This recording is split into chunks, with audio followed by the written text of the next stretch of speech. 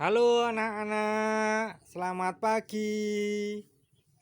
Bertemu lagi dengan Master Agus dalam pewarisan sifat makhluk hidup, ilmu biologi IPA. Yang ditulis oleh Bu Guru kita, Bu Asmil Muftahor, Sarjana Pendidikan. Sebelum pelajaran tentang biologi ini, mari kita berdoa dulu ya anak-anak. Semoga ilmu yang kita pelajari kali ini bisa bermanfaat buat kalian dan keluarga kalian semua. Berdoa, silakan.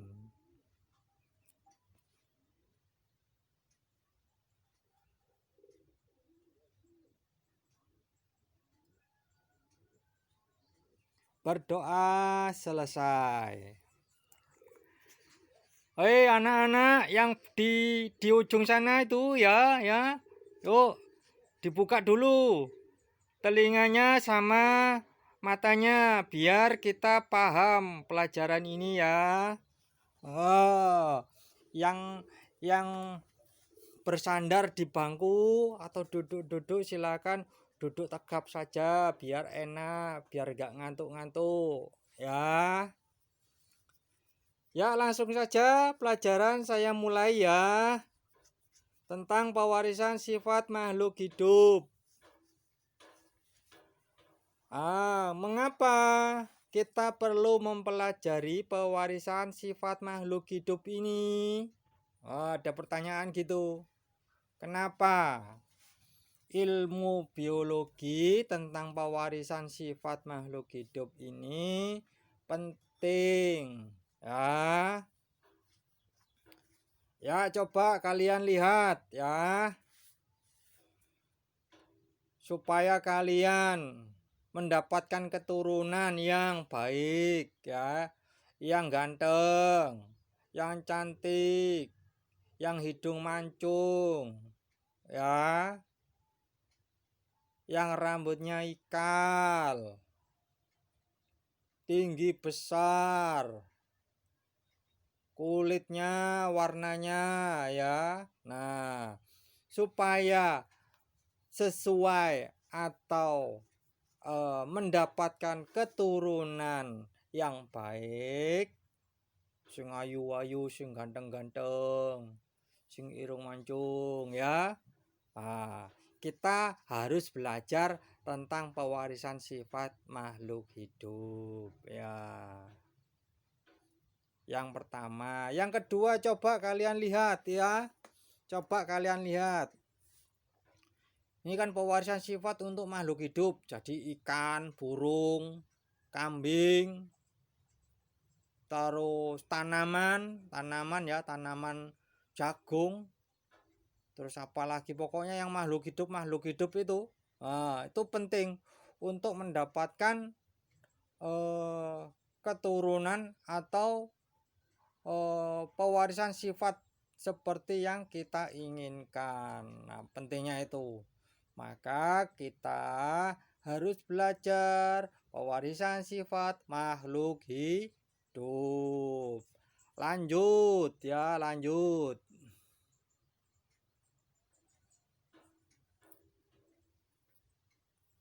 Lanjut.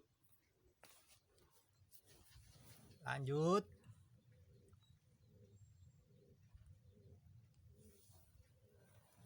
Ya. Pewarisan sifat atau hereditas adalah pewarisan sifat dari induknya kepada keturunannya. Ya. Dulu yang namanya Mendel, tahu Mendel ya? George Mendel itu loh ya. Mendel itu dia seorang biarawan. Setelah biarawan ini yang namanya Mendel tadi petik apa ercis, kacang ercis. Nah, dari situ dia berpikir keras. Oh, kenapa ada RCS gini, ada RCS gini, ada RCS gini. Nah, dia baru berpikir, loh berarti kalau saya punya persilangan ini hasilnya keturunannya gini ya. Maka itu yang dilakukan oleh Mendel. Kita balik lagi ya. Pewarisan sifat hereditas adalah pewarisan sifat dari induknya kepada keturunannya.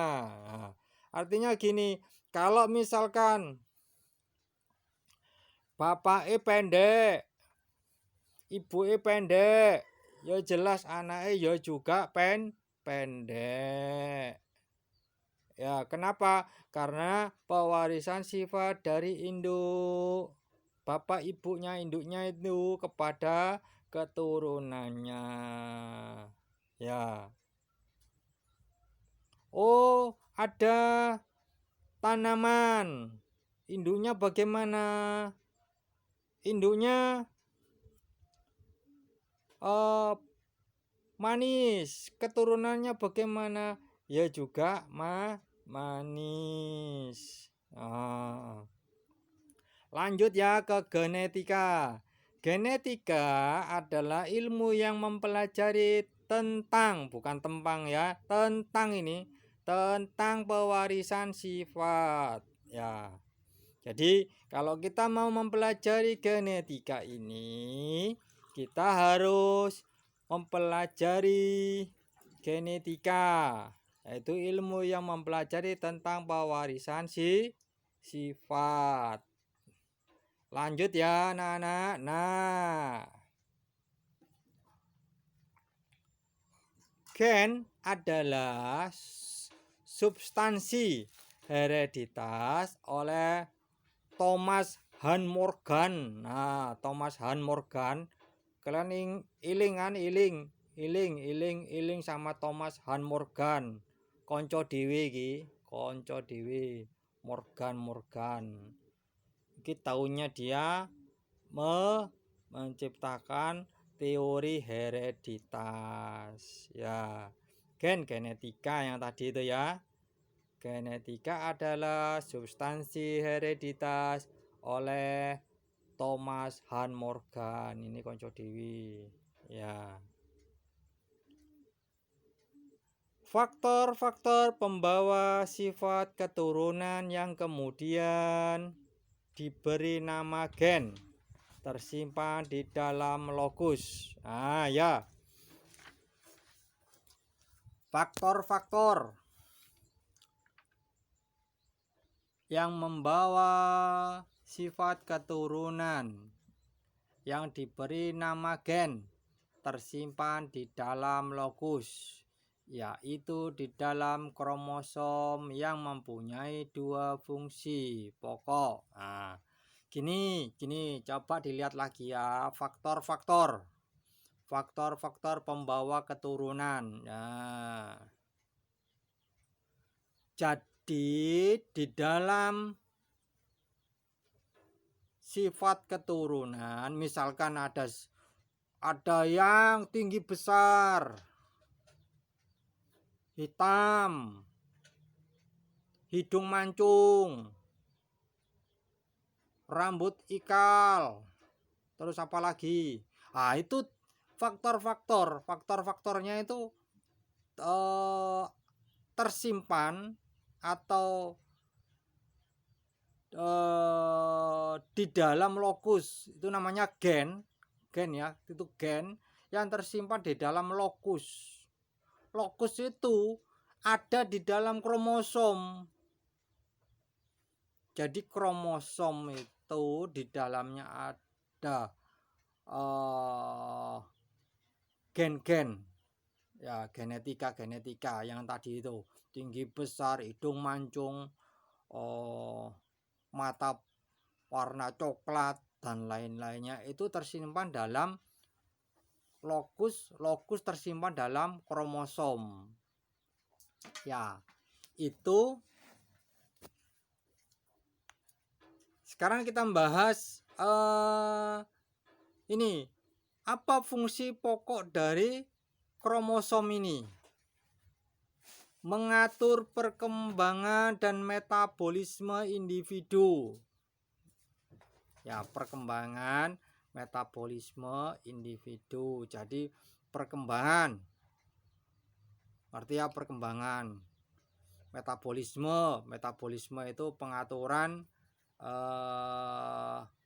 dalam tubuh suatu individu. 2. Menyampaikan informasi genetika kepada generasi berikutnya, ya. Misalkan bapak ibu punya generasi punya gen yang di dalamnya kromosom tadi atau kromosomnya tinggi besar, ya, kemudian diberikan kepada keturunannya. Nah, ini fungsinya. Jadi selain kromosom itu mengatur perkembangan dan metabolisme individu, juga dia menyimpan informasi genetika kepada generasi berikutnya. Ya. Jadi dilihat dulu ya, misalkan ada artis cuantik-cuantik, ganteng-ganteng ya. Berarti bapak karo ibu ganteng-ganteng, cantik-cantik iku. Gitu loh. Karena informasi genetika dari kedua induk kepada anaknya. Gitu ceritanya. Karena kromosom induk sudah tinggi besar dan cantik-cantik, hidung mancung dan seterusnya itu tadi, ya. Lanjut. Gen yang menentukan sifat-sifat suatu individu. Gen yang menentukan sifat-sifat dari suatu individu biasanya diberi simbol huruf pertama dari suatu sifat. Oh, gini. Gen dominan yang mengalahkan gen lain dinyatakan dengan huruf besar. Bentar ya, kita baca dulu. Gen resesif adalah gen yang dikalahkan gen yang lain dinyatakan dengan huruf kecil. Coba dilihat contohnya dulu ya, sambil kita menerangkan yang ini ya nanti ya. Untuk haploid ini untuk haploid ya. Untuk haploid simbol tanaman ditulis satu huruf T batang tinggi, T kecil batang rendah. Untuk diploid ditulis dengan huruf double atau 2 TT. Ya, TT kecil untuk gen yang batang rendah. Coba di sini, yang dominan itu faktor yang mempengaruhi. Jadi yang dilihat adalah yang dominan, yang besar. Yang dominan itu yang menangan. Yang menangannya itu dominan yang menangan. Maka ada yang kalah itu namanya yang resesif. Misalkan ada tanaman, ya. Tanaman kalau misalkan tinggi, ya. Kalau untuk yang haploid ditulis huruf besar saja. Bisa T, bisa A, tapi huruf besar yang dominan. Ya, untuk yang haploid. Resesif untuk yang huruf kecil saja, ditulis dengan huruf kecil. Sedangkan untuk yang diploid, penulisan yang dominan itu adalah TT besar, double ya, double. TT kecil untuk yang rendah. Nah, ini hanya penulisan supaya kita memudahkan persilangan itunya bagaimana, hasilnya bagaimana. Nah, ini adalah simbol supaya kita bisa memudahkan bagaimana hasilnya nanti, ya. Yang perlu kita ingat adalah yang dominan huruf besar, resesif huruf kecil. Gitu aja ya. Lanjut. Kromosom. Tadi kan sudah genetika itu tersimpan di dalam kromosom, pembawa sifat individu. Jumlah kromosom manusia, jadi manusia, siapa yang mengaku manusia, itu mempunyai kromosom itu 46 dalam setiap sel. Jadi satu sel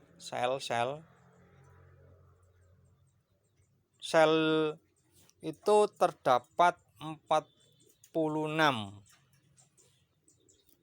23 kromosom ibu. Nah, ini sudah dipisah ya. 23 kromosom dari ibu, 23 kromosom dari bapak. Nah, jadi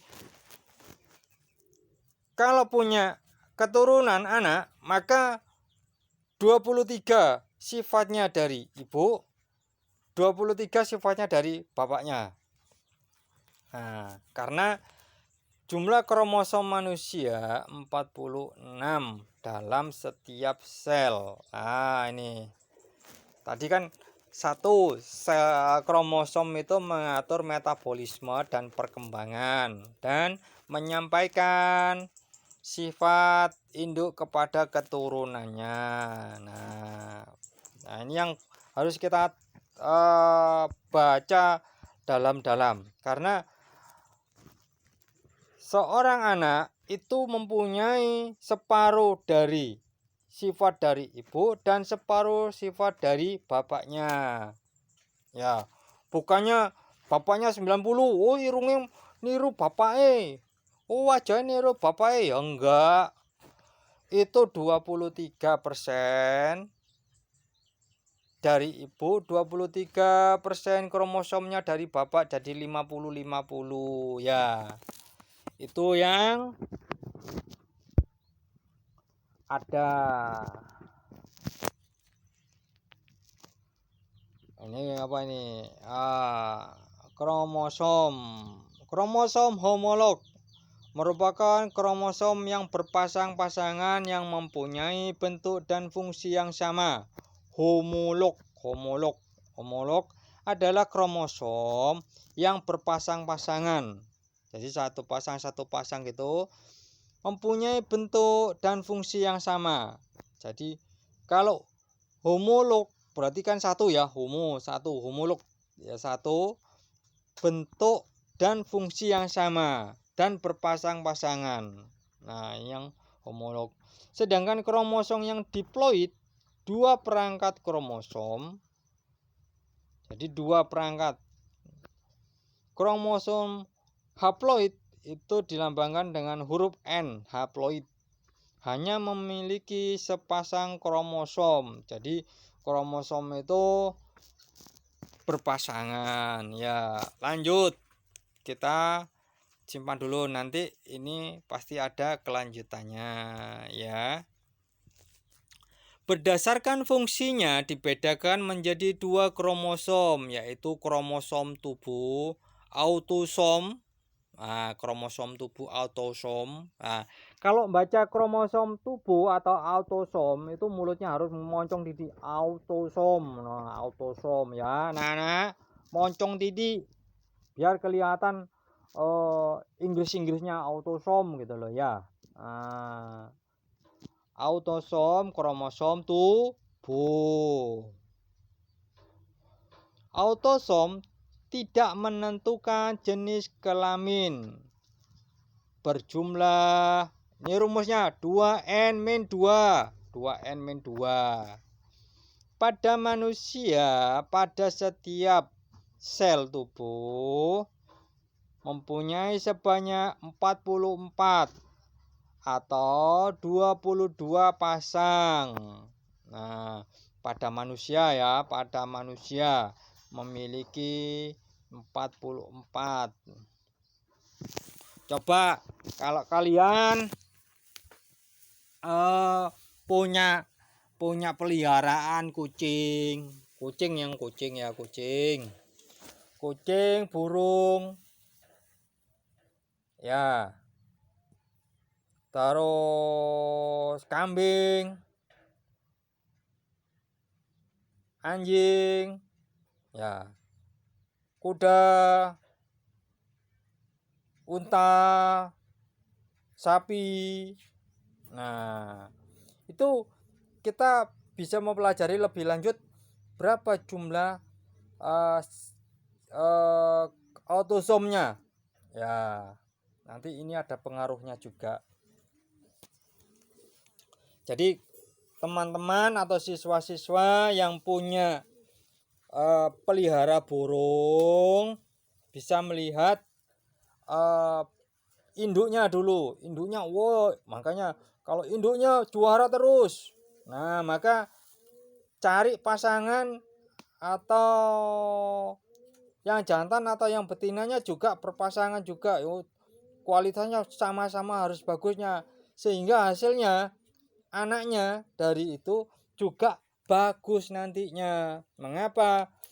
Binatang yang sudah juara atau yang burung-burung merpati, burung kicau yang sudah jadi juara, ya, dipilihkan induknya yang juga juara. Jadi bapaknya, ibunya yang sudah juara, nanti anaknya juga juara juga.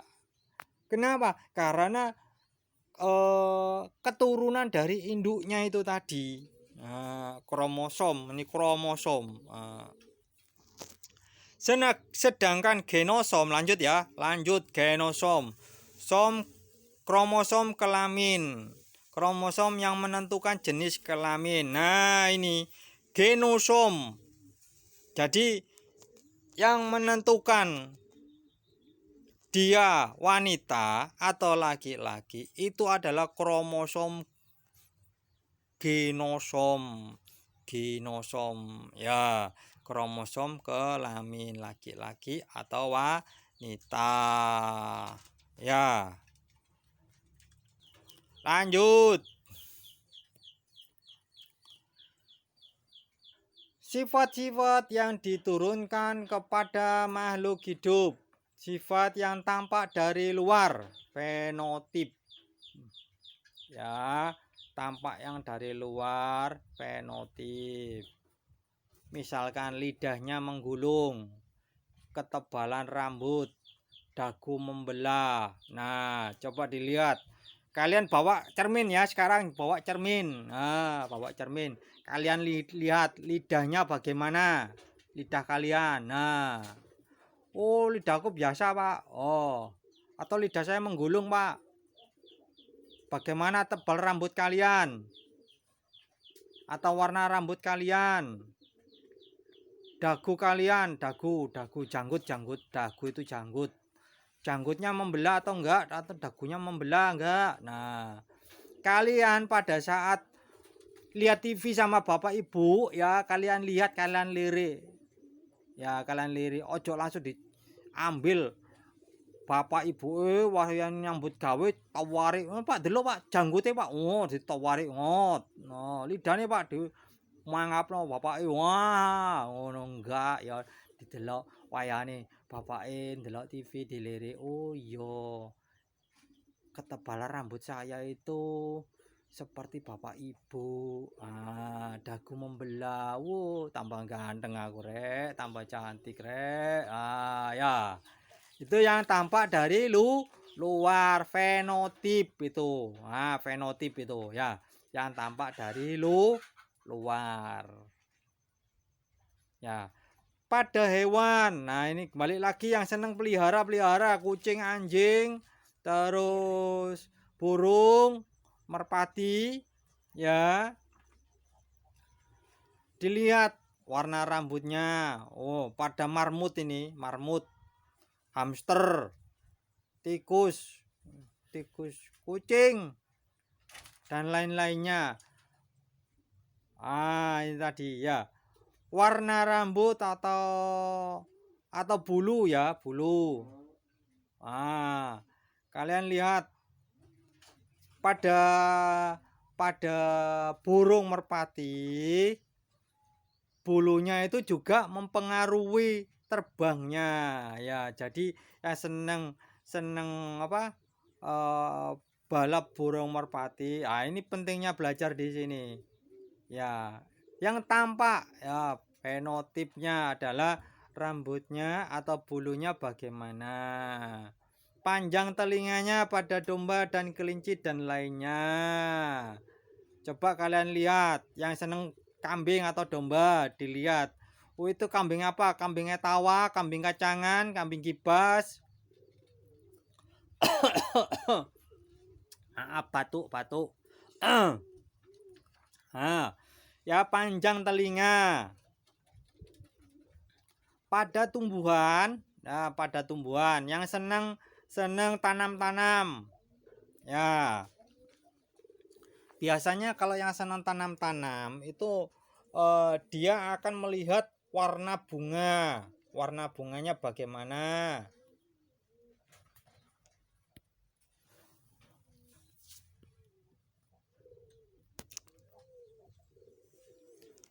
Warna bunganya. Ya, bunganya warnanya merah,